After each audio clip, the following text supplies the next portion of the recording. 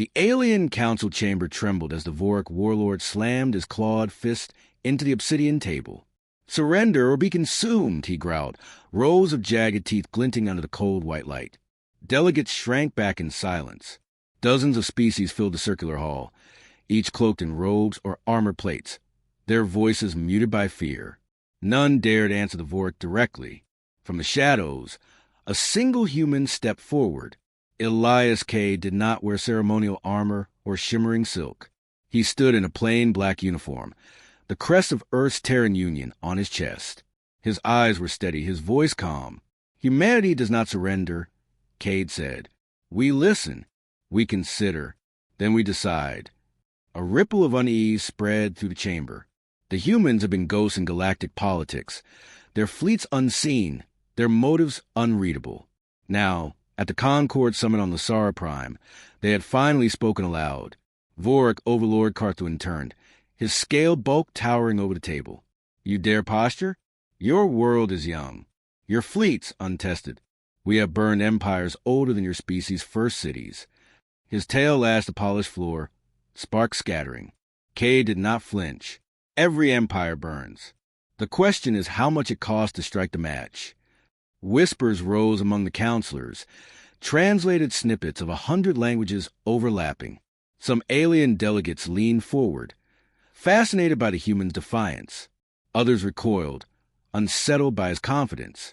A thin, insectoid diplomat from the Quora hive clicked its mandibles. "Terran envoy, you cannot provoke the Vorik. The Concord is already losing ground. Entire systems fall each month." Carthuin snarled. "They speak because they hide behind your walls. Insect, but walls fall. Always." Cade let the words hang. Then he clasped his hands behind his back. "Earth stayed silent while you fought each other. While the Concord fractured, while the Vorik conquered, you called us neutral. That was not neutrality. That was preparation." The Concord speaker, a tall crystalline being whose voice rang like glass struck by wind, finally intervened. "Commander Cade, the Concord begs for clarity. Will humanity join our alliance, or will you stand aside while we are slaughtered?" Cade studied the hall.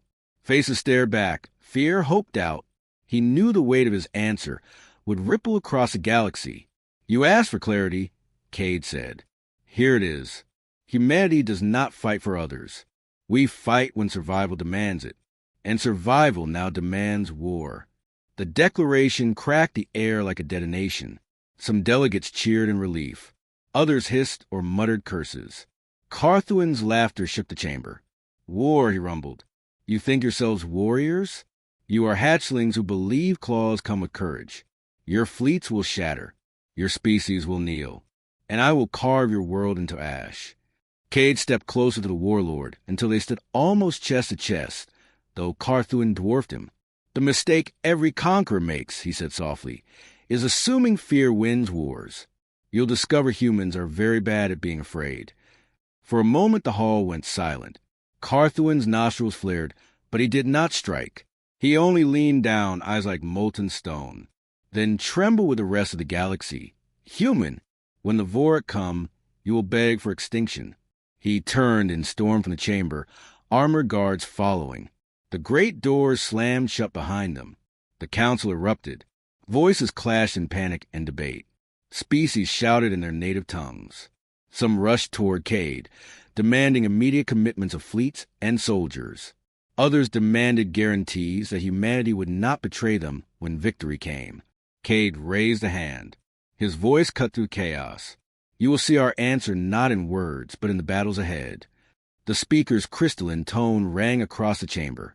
"So be it. Let the record show. Humanity has abandoned neutrality. Earth joins the war." Hours later, the summit hall lay empty. The debates had dragged into the night, but Cade had spoken little. Promises meant little until ships moved. He walked the quiet corridor with his aide, Lieutenant Marvey, who carried a datapad under her arm. "You realize what you just committed us to," she said. Her voice was sharp, but not disrespectful. "One wrong move, and Earth is a target painted in fire." Cade kept walking. Earth was already a target. We just stopped pretending otherwise. Mara frowned. The Vorik will test us first. Strike hard and fast. The Concord expects us to perform miracles. They don't expect miracles, Cade said. They expect us to fail. That expectation is our advantage. She glanced at him. And if we do fail? Cade stopped at a viewport overlooking Lasara's sky. Warships floated like shadows above the atmosphere. Sleek Concord frigates, bulbous transport craft, angular Vorik cruisers captured in past battles and displayed as trophies. Beyond them, the stars burn cold. If we fail, Cade said quietly, Earth burns. That's not an option. Mara didn't argue. She only tightened her grip on the datapad. A soft chime sounded from her console. Transmission from Earth Command. They want to report on the summit outcome. Cade smiled faintly. Tell them the same thing I told the Council. Humanity is at war, far from Lasara Prime. In the cold expanse between stars, Vorik dreadnoughts gathered like storm clouds. Overlord Carthuan stood on the command bridge of his flagship, the Bloodfang, staring at the holographic display. A red sphere pulsed in the void. Sol system, the human homeworld. Are they dangerous? Asked the second-in-command, a younger warlord with scales still bright. Carthuan's claws traced a glowing sphere. Dangerous? Yes. Predictable? No. That is what unsettles me. Prey should flee. These humans smile instead. He turned, his eyes narrowing. Send word to fleets. Humanity has chosen war. We will show them what war truly means. The stars outside the viewport seemed to shiver as the Vorik armada prepared to move. Back on Lasara, Cade stood alone in his quarters, the weight of the galaxy pressing against his chest. He poured a glass of water, stared at the ripples, and let the silence stretch. War was coming. Humanity had stepped into the storm. But as he drank, a thought steadied him. For centuries, Earth had learned under the shadow of greater powers. First its own empires, then the silence of stars. Humanity had adapted, endured, survived. The galaxy believed they had just awakened a child. They had awakened something else entirely. Cade set the glass down, straightened his uniform, and whispered to the empty room, "Let them come." The human fleet slid from hyperspace like a blade drawn from a sheath. Dozens of warships emerged into the silence of the Irix system, hulls glinting against the pale light of a dying star. Commander Elias Cade stood on the bridge of the Vanguard, Earth's flagship. The chamber was functional, not ornate. Steel bulkheads, muted lights, officers at their stations. No theatrics, just readiness. "This is the battlefield," Lieutenant Marve reported, eyes on her console. Vorik raiding group detected near Irix 4. 3 cruisers, 5 destroyers, and support craft. Outnumbered but heavily armed. Cade leaned on the railing, gaze fixed on the holomap. Red Vorik signatures pulsed against the empty grid. The Concord had begged for a quick response, expecting humanity's first deployment to end in humiliation. Some even hoped it would. "They'll underestimate us," Cade said. "That's our weapon." The crew waited for orders. Cade didn't shout. His voice was steady, controlled. "Signal the fleet. Operation Glass Veil begins now." The Vorik ships cut through the void in brutal formation. Triangular hulls armed with plasma lances, shields glowing faintly. A Predator's confidence marked their advance. On the Bloodfang sister ship, Commander Scar watched the human fleet assemble. "Pathetic," he snarled. "Their hulls are thin, their formation clumsy. They enter our space as hatchlings enter a den." His second officer hissed, "Shall we crush them?" Scar bared his teeth. At once, the Vorik armada surged forward. On the Vanguard, Mara's hands danced across the console. Vorik charging weapons. "They're coming straight at us." "They expect us to stand and trade fire," Cade said. "We won't." He tapped the comm. "All ships veil maneuver. Execute." At once, the human fleet fractured. Half the ships angled forward. Shields braced, appearing ready for direct combat. The others broke formation, scattering toward the system's asteroid belt. "Decoys," Mara muttered. The Vorik locked onto the bait ships and opened fire. Plasma lances burned across the void, smashing into shields. Two human destroyers staggered, hull plating peeling under the assault, but they held long enough. Hidden among the asteroids, the second human group activated jammers. Waves of interference rippled across the Vorik sensors, filling their displays with ghosts. Where did they go? Scar snarled, clawing at his console. The humans vanish. Vorik targeting systems faltered. Phantom signatures bloomed across their screens. Entire fleets where none existed. The raiders turned their guns wildly, chasing shadows. Cade gave his next order without hesitation. Strike. From the asteroid belt, human cruisers burst forth, engines flaring. Missiles streaked into the Vorik formation, guided by stealth drones broadcasting false signals. Explosions blossomed against unshielded flanks. The Vorik reeled. Their tight formation shattered as ships twisted to respond. One destroyer spun helplessly, hull torn open. Another erupted in fire, venting debris into space. On the Vanguard, the bridge crew watched the chaos unfold. Officers who had doubted now stared in awe. They didn't see it coming, Mara whispered.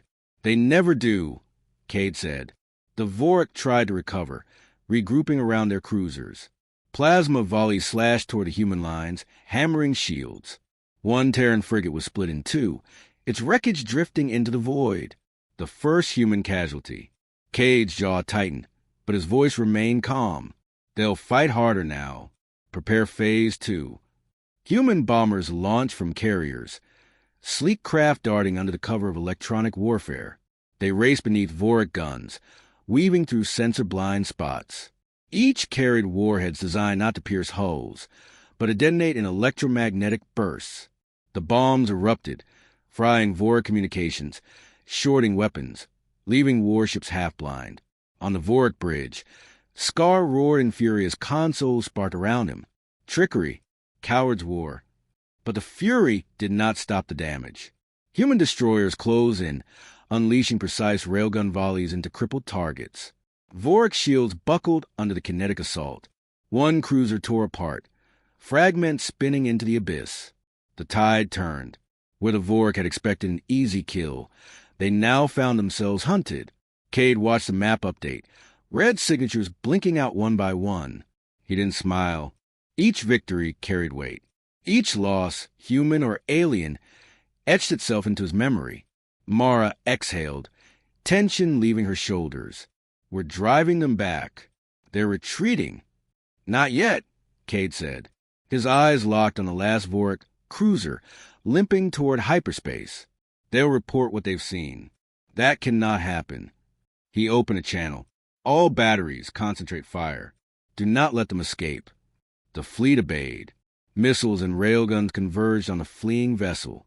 For a moment, its shields flared defiantly. Then the cruiser imploded, vanishing in a storm of light. Silence returned to the system. The battle was over. Wreckage drifted among the stars, Vorik and human alike. Rescue ships moved to recover survivors. Medical bays filled with wounded. The dead, human and alien, were logged with quiet respect. On the Vanguard's bridge, officers exchanged stunned looks. They had expected a desperate fight, perhaps defeat. Instead, humanity had won its first galactic battle. Cade stood at the viewport, watching flames flicker across shattered Vorik hulls. His expression remained unreadable. Mara approached. It worked. Every part of it. They never stood a chance against our deception. Cade shook his head. They stood a chance. We just stole it from them. She studied him. Do you think the Concord will believe us now? They'll believe, Cade said. And they'll fear. Some will cheer. Others will curse us. But none will forget today. Far away, on the Vorik capital ship Bloodfang, Overlord Carthuan received a report. The recording showed the destruction of Scar's fleet. Chaos, jamming, human trickery. His warlords muttered among themselves, disbelief in their voices. Carthuan silenced them with a growl. He replayed the image of the human fleet emerging from the asteroids, striking with precision. His eyes narrowed. They are not prey, he said at last. They are predators. Back on the Vanguard, silence fell as the crew absorbed the weight of what they had done. Cade dismissed the officers, leaving the bridge quiet. Mara lingered. You've set the tone for this war, she said. Cade finally allowed himself a faint smile, though it carried no warmth. This wasn't the war. This was only the introduction. He looked back at the stars, knowing the galaxy was now listening. Humanity had drawn blood, and the real war was just beginning. The Concord Council Chamber was not built for unity. It was an arena disguised as diplomacy. Tiers of stone, arches of glass, a central dais where speakers stood exposed before 100 watching eyes. Commander Elias Cade stood on that dais now, the weight of stairs pressing on him like gravity. Humanity's victory at Irix had spread like wildfire, but instead of gratitude, he felt suspicion thick in the air. The crystalline speaker struck the staff against the floor. The Terran fleet's success is acknowledged, yet questions remain. Did humanity act as ally or as opportunist? Murmurs rippled across the tiers. An elder from the Lethari Confederacy rose, feathers rustling. The humans fight with shadows. Deception, tricks, sabotage. Their methods reek of dishonor.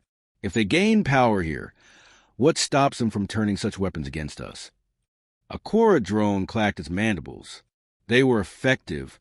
The Vorik bled. That is all that matters. Cade let the bickering swirl.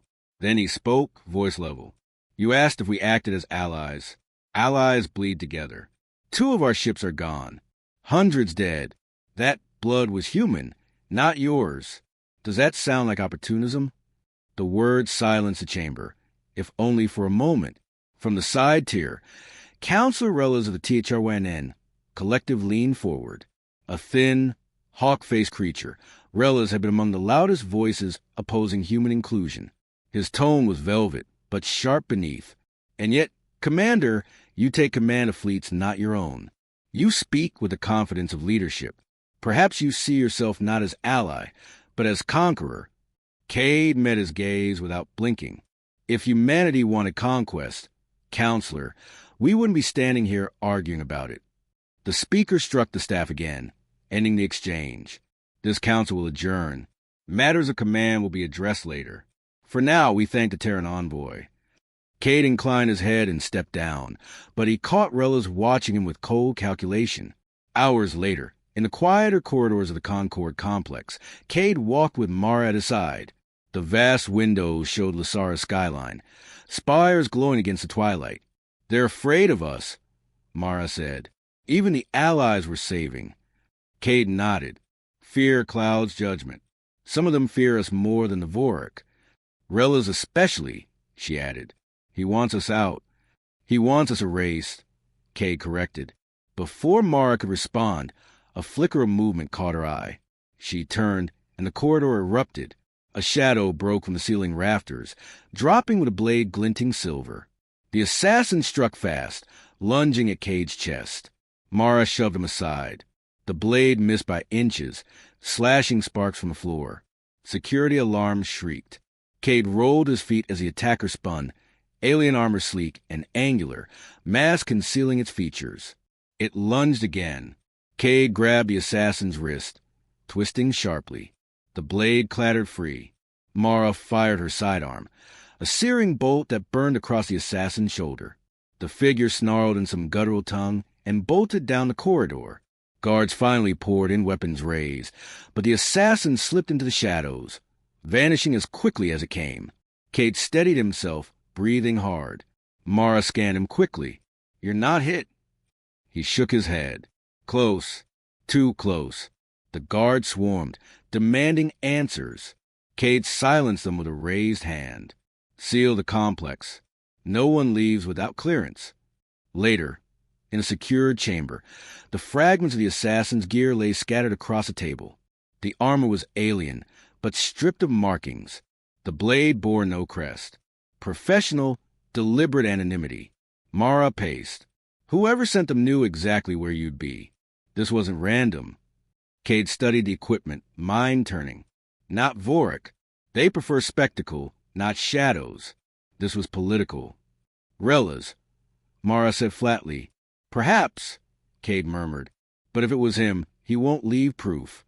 A guard entered with a datapad. Commander! We traced the attacker's path. They infiltrated through maintenance shafts used only by Concord officials. Someone inside cleared the way. Cade exhaled slowly. So the Concord is already divided against itself. Mara slammed her fist against the table. We fight their war. We bleed for them, and they stab us in the back. Cade's voice hardened. That's politics. Fear makes allies into traitors. At dawn, the council reconvened under heavy guard. The assassination attempt was the unspoken shadow hanging over the hall. Delegates whispered, some glancing at Cade with guilt, others with curiosity. The speaker raised the staff. There's been an incident, an attack against the Terran envoy within these walls. Evidence suggests infiltration. We seek answers. Councilor Rellas rose immediately, voice smooth. Unfortunate, yes, but let us not leap to conclusions. The Vorik employ assassins often. Clearly, this was their doing. Cade stepped forward, his tone sharp enough to cut the room in half. No Vorik blade struck me last night. This was someone here. Someone with access. Someone afraid of humanity. Rellas's eyes narrowed. You accuse without proof. I don't accuse, Cade said. I warn. If your council cannot protect its allies, humanity will protect itself. With or without you. The chamber buzzed with alarm. The speaker struck the staff for silence. Enough. The truth will come. Until then, let this serve as a reminder. Unity is survival. Division is death. Cade returned to his seat, but he felt Rellas's gaze on him like a dagger. That night, Cade stood at the viewport of his quarters, watching Lasara's twin moons rise. Mara joined him, silent for a while before speaking. They'll keep coming. Shadows, daggers, words. Not just Vorik, our so-called allies too. Yes, Cade said softly, because they know what the Vorik have just learned. Humanity isn't here to play the game by their rules. We change the rules. He turned from a window, eyes hard. That terrifies him more than warlords ever could. Mara studied him, then nodded. So what now? Now, Cade said, we prepare. The Vorik will strike harder. And someone in this council will try again to kill me. But next time we'll be ready. Far away, in the shadows of the Vorik Dominion, Overlord Carthuin received whispers of the assassination attempt. He listened with amusement, claws tapping his throne. Even their allies turn on them, he rumbled. The humans are dangerous, but danger breeds enemies on every side. His eyes gleamed. Good. Let them bleed each other. When the dust clears, the Vorik will finish what remains. On the Sara, Cade sat alone, writing a report to Earth Command. He detailed the battle at Irix, the council debates, the attempt on his life. But he ended with one sentence not meant for officials, not for history, just for himself. The war outside is brutal. The war inside may be worse. He closed the file and leaned back, letting exhaustion press against him. The galaxy was not only trembling from a Vorik threat, it was trembling from fear of humanity. And in that fear, Cade saw both the danger and the weapon humanity must wield. The Vorik armada descended on the rim like a storm. Entire constellations flickered with distress beacons as Dominion warfleets cut through Concord defenses. Colonies were bombarded, stations gutted, fleets scattered. Reports streamed into Lasara's war room, each one worse than the last. Commanders argued, delegates panicked. But Elias Cade stood silent at the central display. He studied the shifting red lines sweeping across the map, the deliberate precision of it all. They're not just attacking, Cade said at last. They're hurting us. The speaker's crystalline form pulsed. Toward what? Cade zoomed the map, tracing the lines converging around a single star system. Tyros Prime, a Concord fortress world bristling with defenses. Toward this, Cade murmured. Councilor Rellas seized the moment. If they strike Tyros, our fleets must defend it.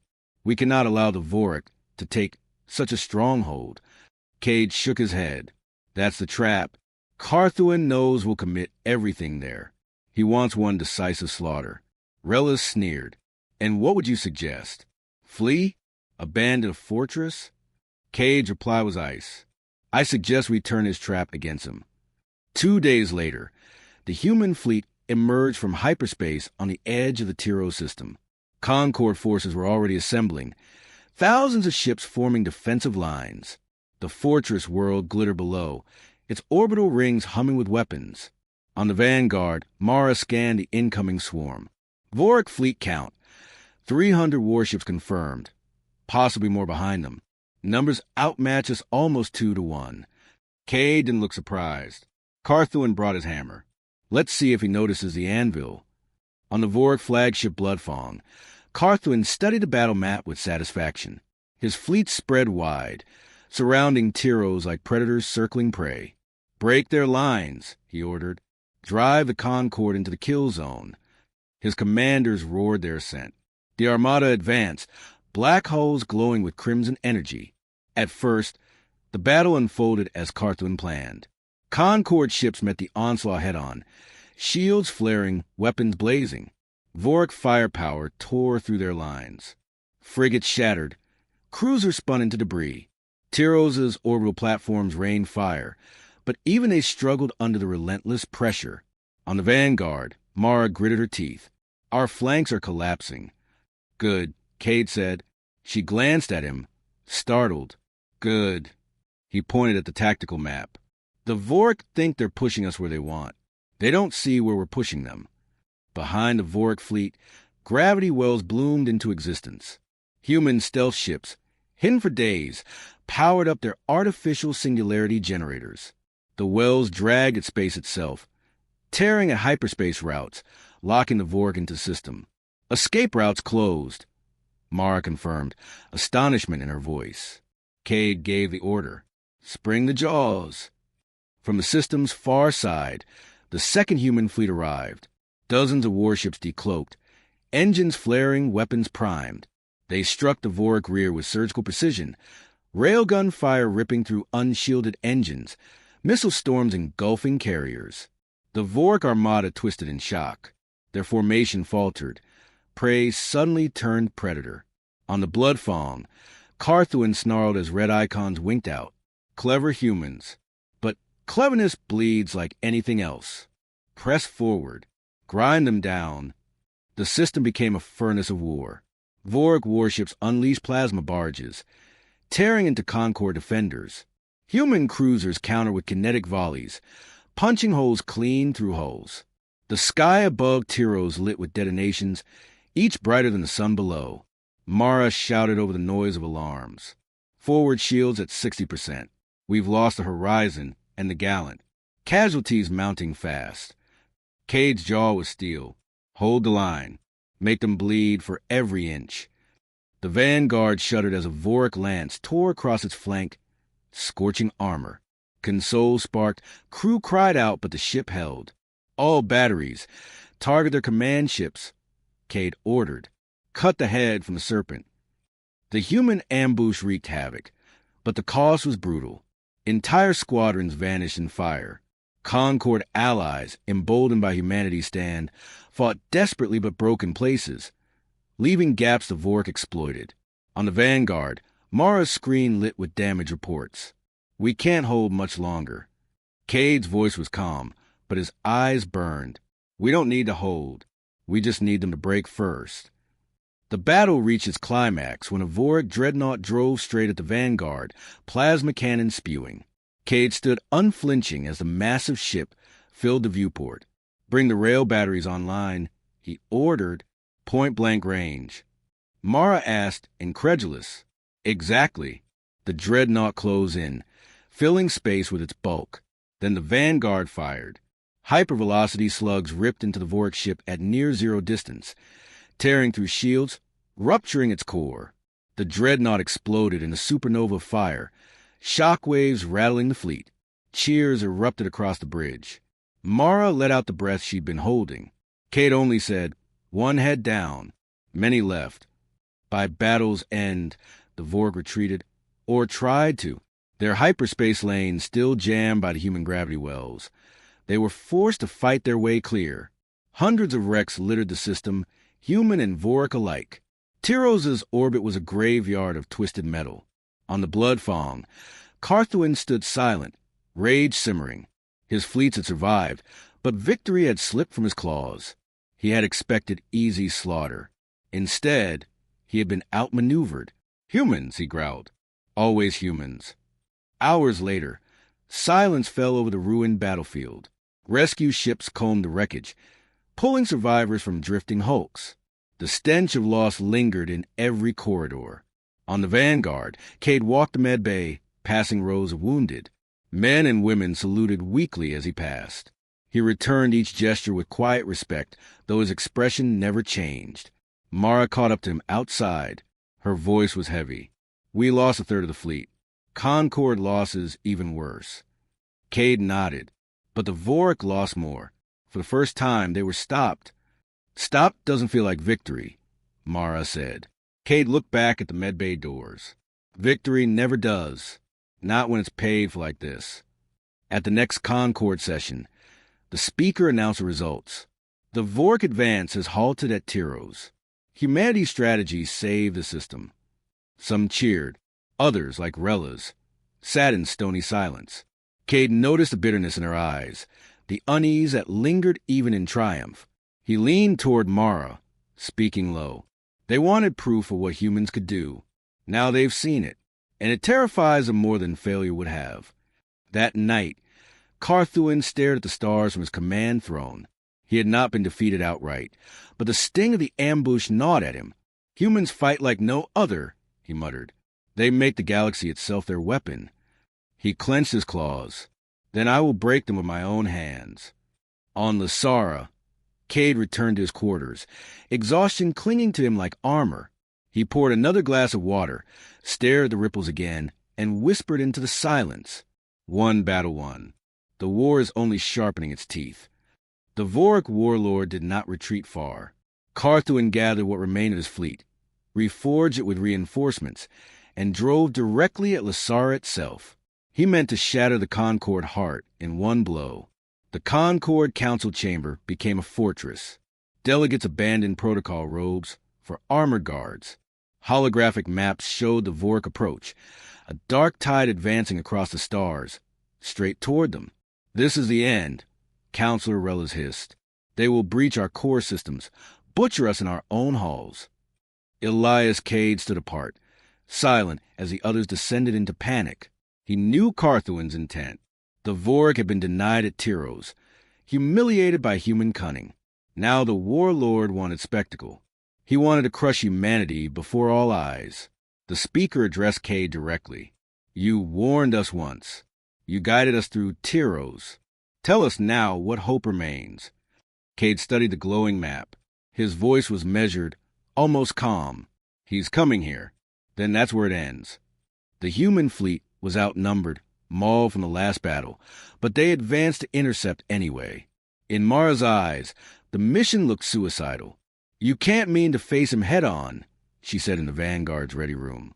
Cade met her gaze. "Not the fleet. Me." She froze.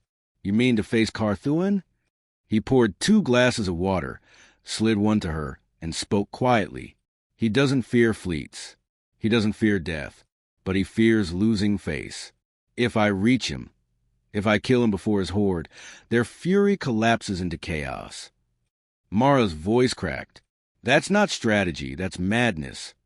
"Sometimes," Cade said, "madness is the only move left." The 2 armadas clashed at the edge of Lasara's star. Space lit with firestorms as fleets collided. Vorik battleships spewed plasma rivers. Concord vessels answered with kinetic storms. The void churned with wreckage. But amid the chaos, one human ship broke formation. The Vanguard, engines burning white, cut a straight path toward the Vorik flagship Bloodfawn. Carthuan saw it on his display and laughed, a deep thunder rolling through the bridge. "So, the human comes to me. At last."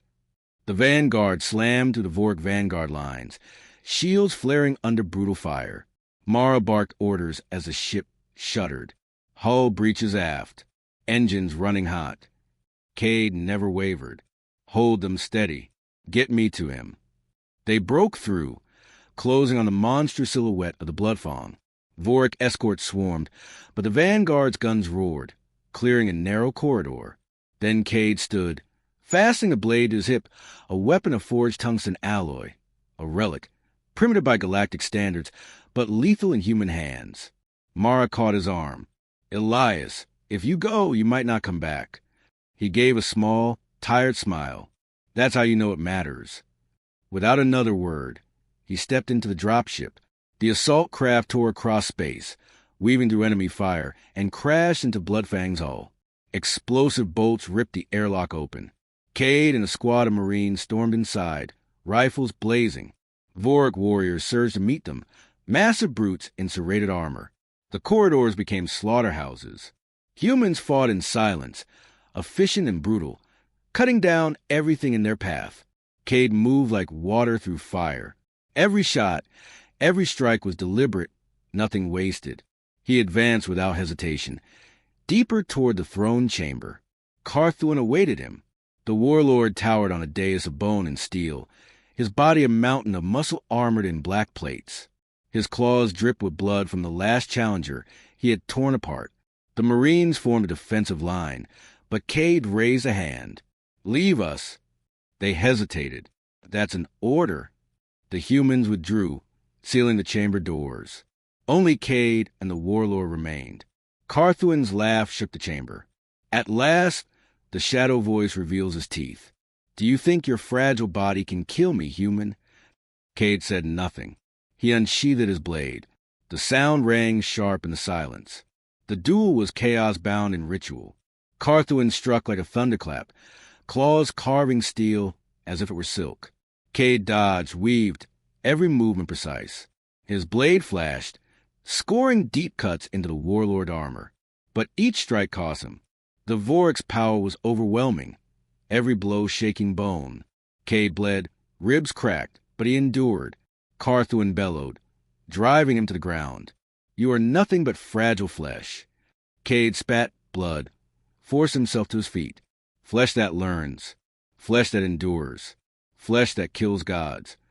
With sudden speed, he feinted low, then drove the blade beneath the warlord's breastplate. Steel pierced through muscle and into the heart. Carthuan froze. His eyes widened in disbelief. You silent beast. Cade twisted the blade, whispering into his ear. Not silent, listening. The warlord collapsed, shaking the dais as his lifeblood darkened the floor. Outside the chamber, the Vorik roared in confusion as their warlord's life signal flatlined. Command structure shattered. Fleet coordination dissolved into chaos. On the Vanguard, Mara saw it happen. The Bloodfang, it's breaking apart. Their ships are turning on each other. The speaker's voice echoed across the fleet. The warlord is dead. The humans have done the impossible. Humanity's allies press the attack, routing the leaderless Vorik. What had been a storm became a scattering of beasts.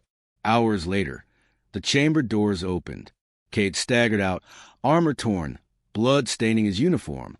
The Marines rushed to him, but he waved them off. His voice was hoarse. It's done.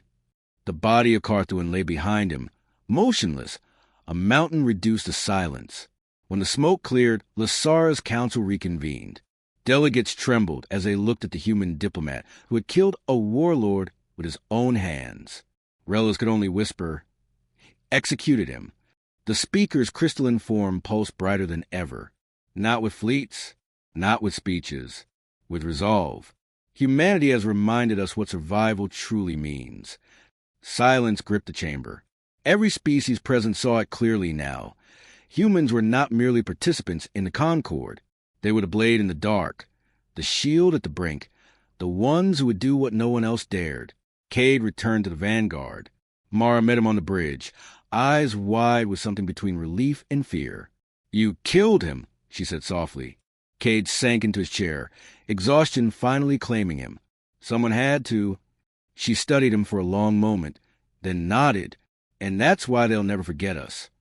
Above Lysara, the wreckage of the Vorik fleet drifted like shattered teeth. For the first time in centuries, the galaxy exhaled. But Elias Cade knew peace was not forever. War would come again, in new forms, from new directions. That was the nature of stars and the species that clawed at them. Still tonight, one truth burned brighter than any flame. Humanity had faced extinction, and instead left the king dead in silence. And the galaxy would never look at them the same way again.